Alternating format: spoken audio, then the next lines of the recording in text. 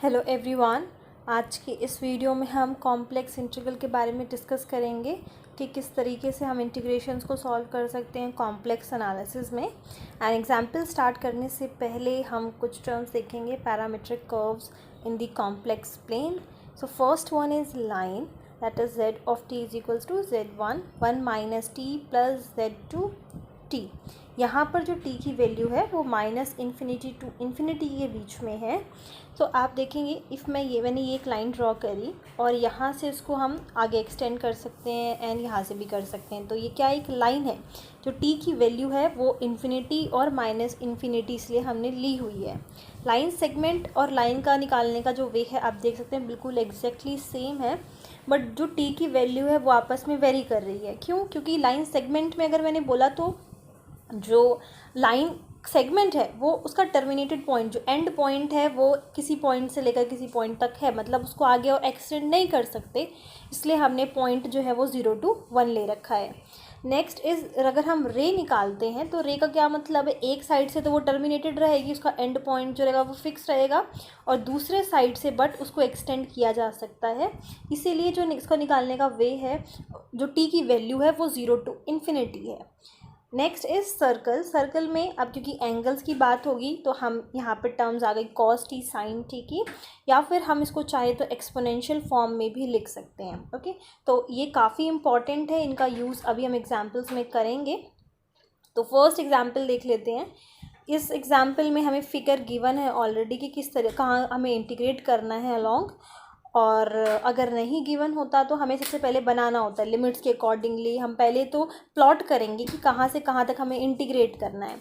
तो यहाँ पर आप देखेंगे दिस इज़ ओरिजिन, और ये जो 0 प्लस ये जो लिखने का वे है मतलब ये हमारा x का कोऑर्डिनेट है और ये y का है। ठीक है, तो इसमें कंफ्यूज नहीं होना है, रियल एंड इमेजिनरी एक्सिस का पॉइंट है। तो अगर मुझे ये प्लॉट करना है, ये हमने जो प्लॉट किया है वो क्या है, ओरिजिन है। अब आप x की वैल्यू क्या है, y की वैल्यू क्या है 0, दैट मीन्स ओरिजिन। ठीक है, तो ये वही सेम चीज़ लिखी हुई है। अगर मैं लिखती हूँ 1 plus iota that means x1 and y भी क्या है 1, तो हम कौन सा कोऑर्डिनेट प्लॉट कर रहे हैं 1 1। ठीक है, तो यहाँ पर इस फिगर को देख सकते हैं, यहाँ पर ये C1 जो है ये स्लैंट वाला जा रहा है एंड C2 ये ऊपर के टुवर्ड्स जा रहा है। एरो भी यहाँ पे मेंशन है और पॉइंट भी मेंशन है। तो ये 2 पार्ट्स में स्प्लिट हो रखा है जो हमारा कर्व है, क्योंकि हमें अलोंग द कर्व इंटीग्रेट करना है। तो हमने क्या किया, इस इंटीग्रल को इसमें चेंज कर लिया। फर्स्ट वन को हमने C1 ले लिया एंड सेकेंड वन को हमने C2 ले लिया। तो अब क्या करेंगे, ये क्या है, एक तरीके से लाइन सेगमेंट है, तो कौन सा फॉर्मूला हमें यूज़ करना है, that Z1 1 minus T plus में Z2 इंटू में t। अब आ जाते हैं, सबसे पहले हम फॉर C1 कैलकुलेट करेंगे देन C2 कैलकुलेट करेंगे। Z इज इक्वल्स टू, अब यहाँ पर Z1 की वैल्यू सबसे पहले आप देखिए क्या है, पहला पॉइंट C1 में C1 जो स्टार्ट हो रहा है वो यहाँ से स्टार्ट हो रहा है टिल यहाँ तक जा रहा है, तो उसके कोऑर्डिनेट्स आपको लेने हैं। एक हम लेंगे Z1 मतलब जहाँ से स्टार्ट हुआ है, दूसरा हम लेंगे Z2 जहाँ पर एंड हुआ है। ओके, तो जब हम आगे एग्जांपल्स देखेंगे तब मैं आपको सारी टर्म्स किस तरीके से अप्लाई करना है वो मैं आपको बताऊंगी।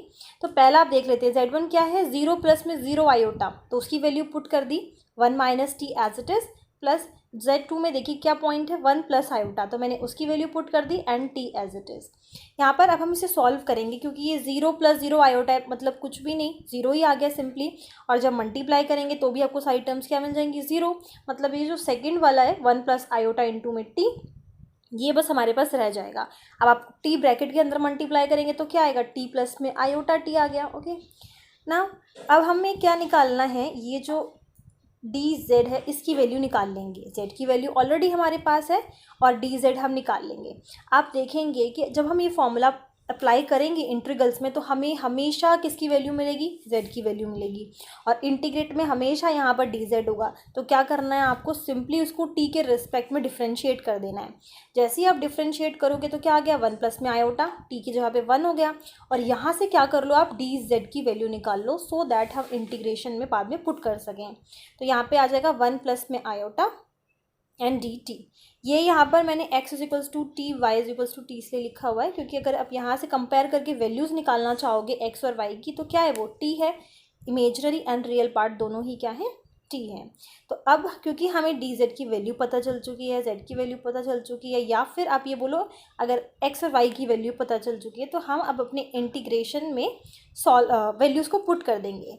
अब आप देखोगे लिमिट लगा रखा है मैंने 0 to 1। वो लिमिट लगाने का रीज़न ये है क्योंकि क्या ये C1 क्या है, लाइन सेगमेंट है, इसकी लिमिट कहाँ से कहाँ तक जा रही है, 0 से 1। तो सिंपली हमने लिमिट लगा दी 0 to 1। अब आ जाते हैं लिमिट लगाने के बाद क्या है, एक्स स्क्वायर, एक्स की वैल्यू यहाँ पे आपको जेड से कंपेयर करने पर, एक्स की वैल्यू को कंपेयर करने पे क्या मिलेगी, टी मिलेगी। तो क्या करना है, इसका स्क्वायर कर देना है। तो ये हो गया हमारा टी स्क्वायर प्लस में आयोटा। देन वाई की वैल्यू निकाल लेंगे। जब भी आपको जेड की वैल्यू मिलेगी तो आप क्या करोगे, कंपेयर करके एक्स और वाई की वैल्यूज़ को निकाल दोगे। मतलब जो भी हमें हमारे इंटरवल में चाहिए उसकी वैल्यूज़ को हम फाइंड करेंगे। तो वाई की वैल्यू इस केस में टी था, तो फिर से वो हो गया T square, and D Z की वैल्यू यहाँ पे पुट कर दी 1 प्लस आयोटा डी टी। अब क्योंकि हमें यहाँ पर t के रिस्पेक्ट में इंटीग्रेशन करना है, और यहाँ पर ये जो 1 प्लस आयोटा वाली टर्म है वो कांस्टेंट की तरह हो जाएगी क्योंकि इसमें t है ही नहीं, तो वो हमने इंटीग्रेशन के बाहर कर दिया, लिमिट एज इट इज़ और बाकी सारी चीज़ें भी एज इट इज़। अब ये जो इंटीग्रेशन आपको दिख रहा है ये बहुत ही सिंपल है क्योंकि t के रिस्पेक्ट में करना है। तो टी स्क्वायर का क्या हो जाएगा, t³/3, एंड यहाँ पर आयोटा कॉन्स्टेंट, टी स्क्वायर का t³/3, और लिमिट लग गई 0 to 1। 1 plus iota as it is constant था, और वैल्यूज़ पुट कर देंगे 1/3 माइनस 0, तो सिंपली 1/3 आ गया। और ये वैल्यू जैसे हम लिमिट्स पुट करेंगे तो ये हमें मिल गया। अब यहाँ तक हमने क्या काम किया, हमने C1 की वैल्यू फाइंड की। इसी तरीके से हमें क्या करना है, C2 की वैल्यू को फाइंड करना है। अब यहाँ पर ये जो लिखा हुआ है इक्वेशन नंबर 1 लिखा हुआ है, वो हमने 1 प्लस आयोटा को अंदर ब्रैकेट में मल्टीप्लाई कर दिया है, और उसको सॉल्व करने के बाद हमें मिला 2 आयोटा/3। अब C2 के लिए सेम देख सकते हैं आप, वही फॉर्मूला अप्लाई किया हुआ है, Z is equals to Z1 1 minus t, ये 1 माइनस टी प्लस में Z2t। ओके,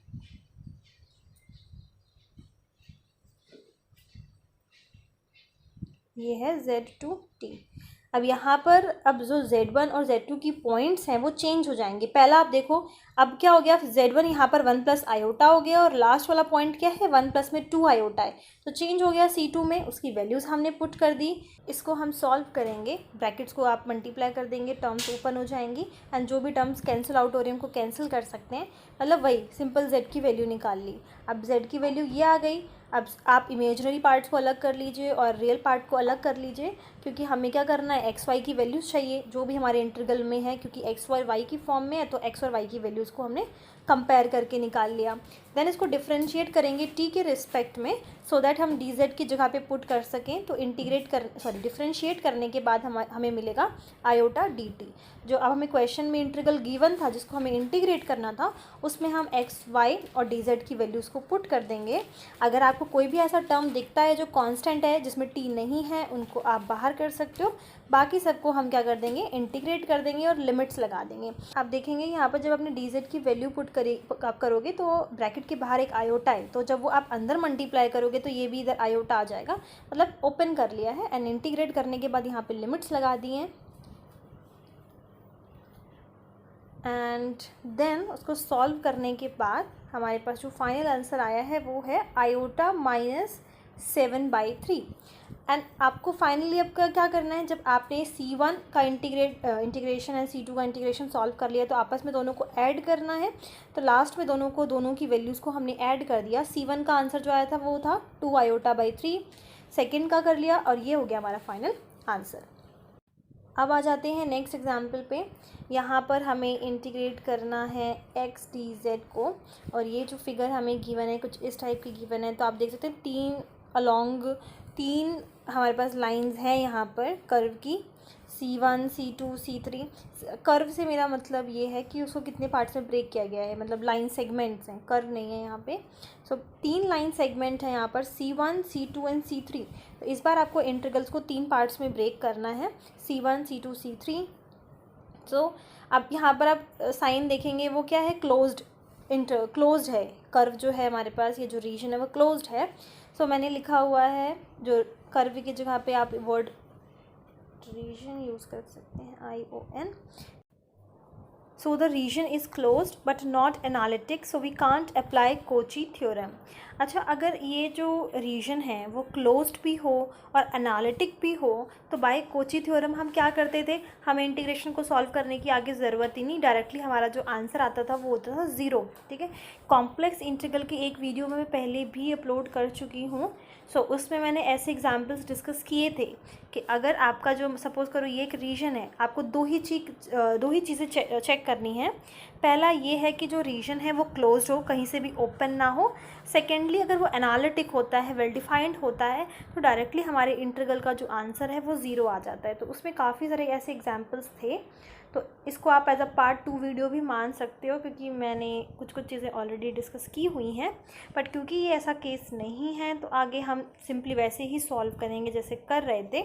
तो मैं अलग अलग C1, C2, C3 की वैल्यूज़ को निकालेंगे एंड ऐड कर देंगे। तो पहला वही सेम फॉर्मूला हमने लगाया लाइन सेगमेंट का। लाइन जो है, अगर आपको नहीं पता हो कि दूसरा एंड कहाँ तक जा रहा है तो वो लाइन, मतलब कि दोनों ही एंड्स कहाँ तक जा रहे हैं, तो वो लाइन में कंसिडर हो जाता है।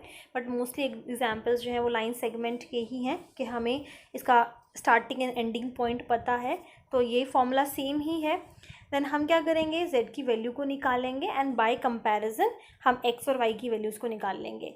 तो यहाँ पर कंपेयर कर सकते हो आप, सिंपली x की वैल्यू क्या है, t है, और आयोटा का कोई पोर्शन है ही नहीं z में, तो इमेजिनरी पार्ट जो है वो 0 हो गया। और आप देखेंगे इंटीग्रल में y की ज़रूरत ही नहीं है, तो कोई आप ना भी निकालो तो भी चलेगा, सिंपली x की वैल्यू क्या है, t।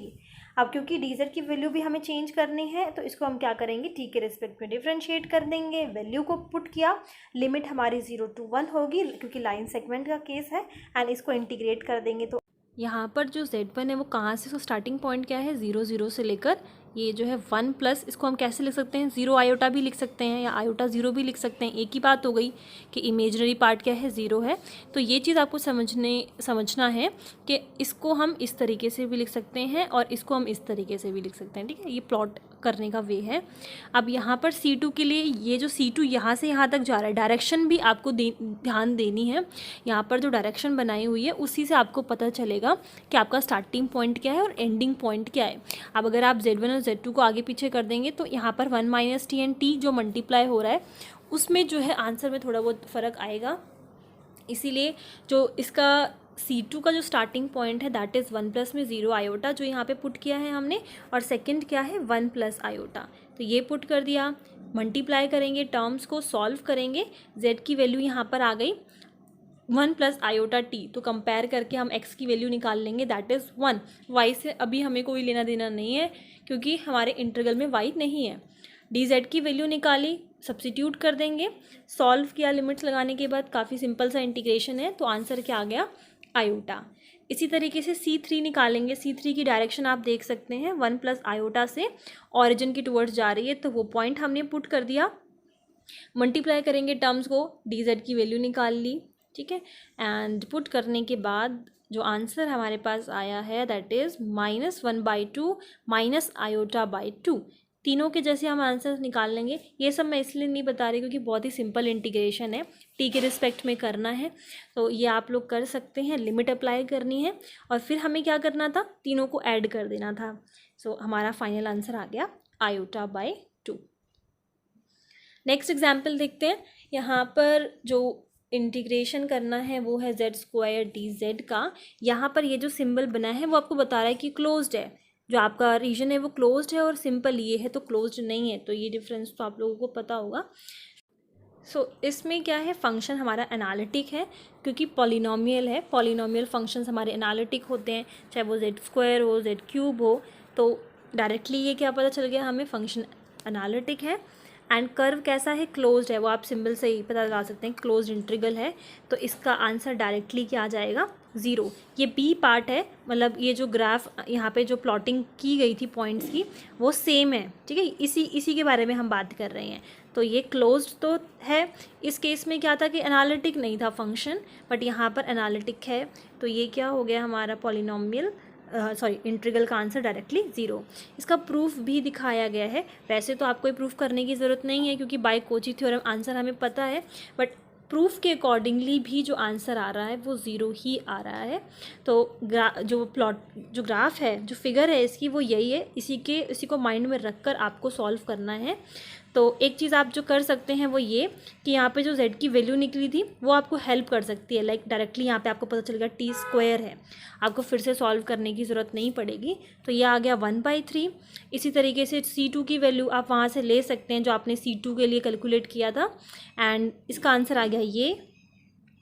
थर्ड ये हो गया। आप सॉल्व करके देख सकते हैं, कोई प्रॉब्लम आएगी तो आप लोग मुझसे पूछ सकते हैं। मैंने बाय स्टेप कर रखा है तो आपको दिक्कत वैसे नहीं आएगी। थर्ड का आंसर ये आ गया, और जब हमने तीनों को ऐड किया तो आंसर क्या आ गया? 0, जो हमने कोची थ्योरम से निकाला था। तो अभी तक मैंने जितने भी एग्जाम्पल्स डिस्कस किए वो सारे लाइन सेगमेंट के थे।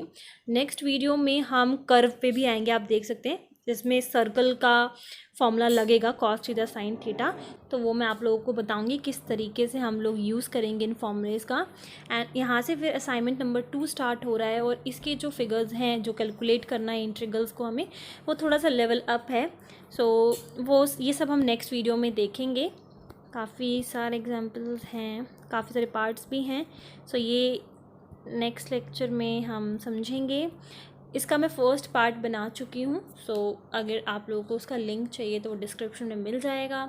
And thank you very much for listening. Bye bye.